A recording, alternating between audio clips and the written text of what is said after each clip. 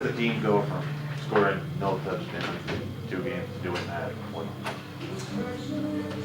Well, I'll tell you what, our coaching staff did a great job. You know what I heard to say about our coaching staff this week, when the walls were caving in and all the rest of it, the guys didn't flinch.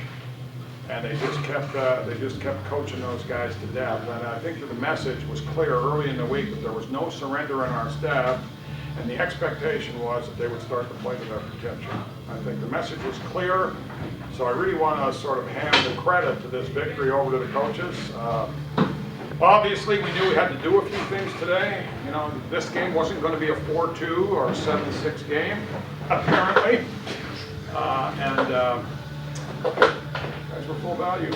I thought that the opening drive of the second half, if there was ever a clearer moment for those guys, they had 33-7 to come out and take the kickoff and go down, gobble up 7 minutes off the clock and score. I thought that was huge. Also, the first drive of the game, just the explosion and play that we hit him got over the top for the first time. Absolutely, the explosion play that we got right there was huge. Okay, great ball. Justin brought it down, and then to punch it in there, that just sort of that elevated everybody. It sort of sent a message to our defense that today was going to be different. That they were going to get a few points behind their effort, and so good things happen when you score touchdowns. What can I tell you? What did you see in Billy today that maybe wasn't there? Well, Billy too, I think that getting off on the right foot there, that made him a bit of a different guy. I thought the O-line did a great job of keeping people away from him. And I just thought that, for the first 30 minutes of the game, I didn't think that there was anything happening out there that he wasn't completely aware of. I thought he was ready. He was ready to play. And it looked at. What about Aprila? What went right for him today? A lot went right for him today. Okay, I thought that Johnny Aprila is one of the great athletic talents that I've seen in my career. I've been able to coach a handful of guys like him.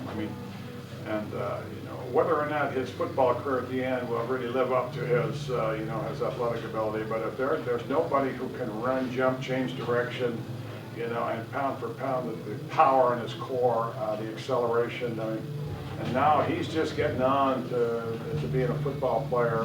He can play physical. Last week in Ottawa, he played pretty physical. His blocking, the kind of stuff that gets buried in a game like that. But boy, oh boy, he blew by people today, and showed real strength, and catching the ball in traffic, and he didn't go down easy either. So Johnny has has all the tools to end up being one of the great ones here.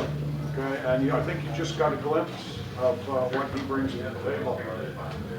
Did you expect to be able to run the ball as well as you did? Well, that was our plan. That was our plan. I certainly had hoped that we would be able to run the ball well and take a little bit of pressure off the quarterback. And 153 yards on the ground. That's pretty good. That's a pretty good day. And I thought that Granberg ran tough too. I thought he ran tough and played hard. So, 4.8 yards a carry, the 30 carries. We went to him often, and I thought he was productive. So 150-yard day. Good for him. Too bad he didn't score a touchdown. The other thing you talked a lot about is special teams. You won that battle. You talked about their return. Well, once again, that was an emphasis of the coaching staff. There was, I don't want to say paranoia, but it was pretty close. Okay, they had several gifted returners. Now, they took Odoms from the offensive side of the ball. They put him at defensive back for this game, so they obviously had some personnel issues on their side. And Shamad Chambers did address today. I certainly wish Shamad a speedy recovery, but I'd be just as happy that he's okay for next week. Okay, none of us here were sorry to see him not in the lineup because that gave you another variable in the game. So there was almost a little bit of a lift early in the game, finding out he wasn't there. Was one less guy to worry about. There was some things that on defense that not to say that they were going to put a replacement in there, but when you have a franchise type player like him, obviously you approach it a little bit different. So he wasn't in there, and I think they missed him today.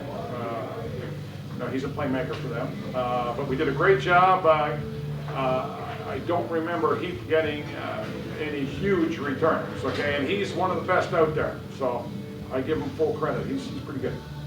Coach, after Frele returned the first kickoff, he looked pretty pumped up. Maybe you could comment on, given, you know, he had a tough offseason, how much it means to be back in the lineup and contributing?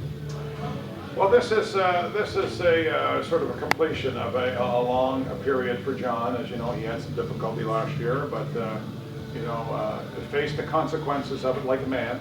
All right, and with the full support of his coaches and his team, nobody gave up on him, and he paid us all back today.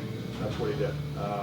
That was a big thank you for the team for supporting him, and because he's a great guy, and you know, he just made a mistake, and thankfully, you know, has lived to see blue skies here at Queens for him. What do you think could you comment on the crowd today? Fantastic, fantastic. Coach Jeffrey spoke to me before the game. He was a little bit concerned. He knew this was going to. He said, "Is there going to be a huge Queens? There's going to be some Queens craziness here," is what he said to me before the game. And I said, "I fully expect so." I mean, so it was a great crowd. You could feel them, and you know, the scoring in the first half was great for them. I'm not quite sure. You know, the first game we couldn't score, so they left at halftime. And this game here we scored, and they still left at halftime. We're going to have to find a way to keep them here, you know, for the full 60 minutes. I think the ones that stayed were treated to a pretty exciting football game, and that was great entertainment today. So it's pretty good. I spoke a lot to quite a few alumni today. They're just thrilled to be back and very impressed. Can you comment on what it's like having? The one thing I said about the alumni, you got to be careful, I guess, how you approach a game. I mean, you obviously want to go out and play and win this for all the right reasons, and you could. But what I told them today, that the guys in the stands, you know, that there would be a lot of alums here, and in particular the 1961 team, the one standard, okay, that they would expect from them as Queens football players would be that there would be effort today, that you would demonstrate some pride in wearing that jersey, okay, and our guys did. Whose idea was the helmet thing? Yours? Well, I think that was a fitting tribute. Yeah. Okay, helmet salute. So we did it twice today. We saluted the 61 team, and we saluted the band as they come off the field. So it's good. Good tradition. How are you feeling about the 3-game road trip? Okay, so it's important that we take one at a time. One at a time. The first thing we want to do after every week is do an injury count, see how we did. We see we didn't have any. Nobody had a major today, but I think there were some bumps and bruises. And I think we sent a message today. Scoring 58 against a good team like Laurier was, you know, I'm sure that over the loudspeakers across Ontario, people, they're back, you know. So knowing that we have that capacity to go out there and score points is certainly going to, people will be watching our tape a little bit more intently than they would after 19-6 or what was the first one? 26-2. I don't even want to repeat that, but we could have used a few of those points in the first couple of weeks.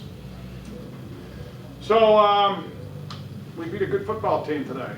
I mean, they're pretty good. They were down one of their big guns, but you know, they're pretty good.